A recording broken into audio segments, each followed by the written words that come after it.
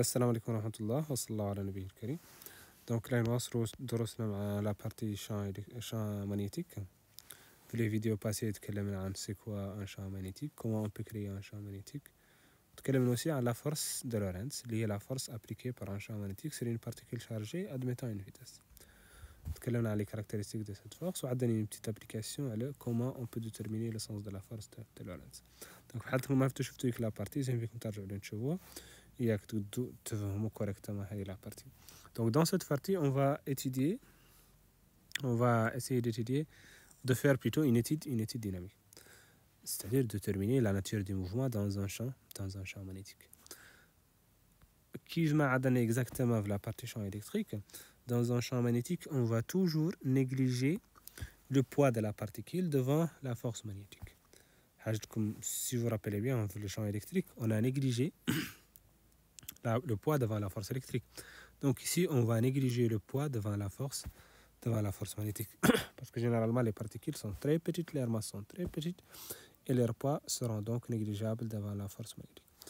Donc voici une particule qui rentre avec une vitesse initiale V0. Donc elle est la vitesse initiale V0, avec laquelle la particule va rentrer dans ce champ magnétique.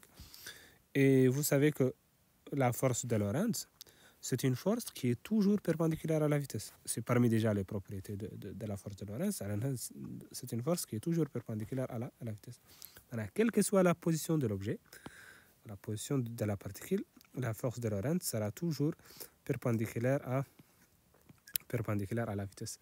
Par exemple, si l'objet se trouve ici, voilà, donc la vitesse, vous savez aussi que parmi les caractéristiques de la vitesse, elle est à la tangentielle. Donc la force magnétique sera toujours perpendiculaire à la vitesse. Qui dit que la force de Lorentz est toujours perpendiculaire, force de Lorentz, je vais le noter F1, c'est toujours perpendiculaire à la vitesse, dit quoi? Dit que la force magnétique est toujours orientée avec la normale. Pourquoi on peut dire ça? Tout simplement parce que la vitesse est toujours portée par la tangentielle. Quelle que soit la position de l'objet, quel que soit le mouvement en tout cas, la vitesse est toujours portée par la tangentielle. Et puisque la force magnétique est perpendiculaire à la vitesse, donc cette force magnétique est donc perpendiculaire à la tangentielle. Et puisque la force magnétique est perpendiculaire à la tangentielle, elle est donc portée par la normale.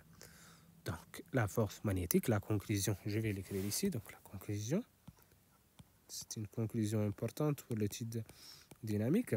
La force magnétique est une force qui est perpendiculaire, c'est une force qui est perpendiculaire à la vitesse, c'est-à-dire que cette force magnétique est perpendiculaire à la tangentielle. Elle est donc, cette force magnétique, portée par la normale. Donc ça, c'est important. Ça, c'est important parce qu'après, si on va faire la projection, on ne va pas projeter sur X et sur Y, on va plutôt projeter sur la tangentielle et sur la normale. Donc, comme cette force est toujours portée par la normale, c'est-à-dire que la projection de cette force sur la tangentielle est égale à 0. Et il y a les champs magnétiques, plutôt satellites. Le satellite, quand on a une seule force, c'était la force de gravitation. Où cette force de gravitation est toujours portée par la normale, où le mouvement, c'est un mouvement circulaire uniforme. C'est exactement ce que je veux. Parce que la force magnétique aussi, c'est une force qui est toujours portée par la normale, où c'est la seule force qui s'exerce sur l'objet. Donc, le mouvement est obligé d'être un mouvement circulaire uniforme. On va démontrer ça. Et vous savez que pour n'importe quel mouvement, pour déterminer la nature du mouvement, il faut toujours commencer par appliquer la RFD. Donc, la RFD dit quoi? Dit que la somme de toutes les forces est égale à MA. Donc ici, nous avons une seule force liée à la force magnétique. Donc la force magnétique est égale M fois l'accélération. Puisque le poids négligé, nous avons la seule force liée à la force magnétique. Donc si on fait les projections, on ne va pas faire les projections sur X et Y, on va plutôt projeter sur la normale et sur la tangentielle. Commençons avec la projection sur la normale. La force magnétique, c'est une force qui est toujours portée par la normale. Donc sa projection sur la tangentielle est égale à 0. Ici, on projette sur la tangentielle. Donc sa projection sur la tangentielle est égale à 0. Donc 0 est égal à la masse fois l'accélération tangentielle, puisque nous sommes en train de projeter sur la tangentielle. On sait que la masse est différente de 0. Donc l'accélération tangentielle est égale à 0. Et puisque l'accélération tangentielle est égale à 0, c'est-à-dire que la vitesse est constante. Car l'accélération tangentielle, est la dérivée de la vitesse par rapport au temps. L'accélération tangentielle est égale à 0, c'est-à-dire que la dérivée de la vitesse par rapport au temps est égale à 0. Donc la vitesse est constante. Bien sûr, si la vitesse est constante, c'est-à-dire que la vitesse est égale à la vitesse initiale. Donc on peut déduire en tout cas que le mouvement, c'est un mouvement uniforme. La vitesse est constante, alors le mouvement est uniforme. Maintenant, on va projeter la même relation liée à la RF2, donc liée à la somme de force est égale à MA. On va projeter cette relation sur la normale. La force magnétique est portée par la normale, donc sa projection sur la normale, c'est elle-même, liée F tout simplement, bien liée à la normale, est égale M fois l'accélération normale à l'H, parce que nous sommes en train de projeter sur la normale. Donc F est égal à quoi? Valeur absolue de Q fois V fois B. On a le droit de dire ça, parce que la force magnétique, on est parce que la vitesse sur le champ magnétique sont perpendiculaires.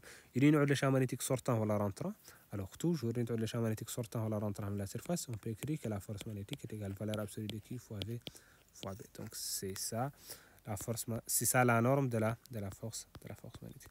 Donc la force magnétique est valeur absolue de Q fois V fois B est égale M et V au carré sur R et l'accélération normale. Vous savez que l'accélération normale par définition est la vitesse au carré divisée par la rayon. Donc ici on peut simplifier واحدة منها le V مع واحدة منها le V. تبقى لنا valeur absolue de Q fois B est égale à, je vais écrire ça ici. Donc تبقى لنا valeur absolue de Q fois B est égale M fois la vitesse sur le rayon. Donc on peut tirer que le rayon, il suffit de faire le produit en croix. Donc les la valeur absolue de Q fois B fois R est égale à MV. Et on peut tirer que R est égal à MV sur valeur absolue de Q fois B. Donc, quelle est la relation qu'on a trouvée ici? Que le rayon, ou M fois V, donc c'est petit r en tout cas, parce qu'on a noté ici petit r, donc on doit conserver la même notation. Donc, est égal à MV sur QB. Donc, à la place de V, on a mis V0. On a le droit de faire ça, parce que déjà montré la vitesse est constante. Donc, la vitesse est égale à la vitesse initiale. Donc, finalement, j'ai le rayon, ou MV0 sur valeur absolue de Q fois B. M, c'est une constante, la vitesse initiale, c'est une constante. La charge et B sont des constantes, c'est-à-dire que la rayon est constante. Et puisque la rayon est constante, c'est-à-dire que le mouvement, c'est un mouvement circulaire. C'est un mouvement circulaire, en tout cas. Si on trouve que la rayon de la trajectoire est constante, alors le mouvement est circulaire. Donc la conclusion, c'est quoi? Donc en projetant sur la tangentielle, on a trouvé que le mouvement est uniforme. Et en projetant sur la normale, on a trouvé que le mouvement est circulaire. Donc la conclusion, c'est que le mouvement dans un champ magnétique, voilà, c'est ici la conclusion. Donc le mouvement de la particule dans le champ B est donc circulaire uniforme.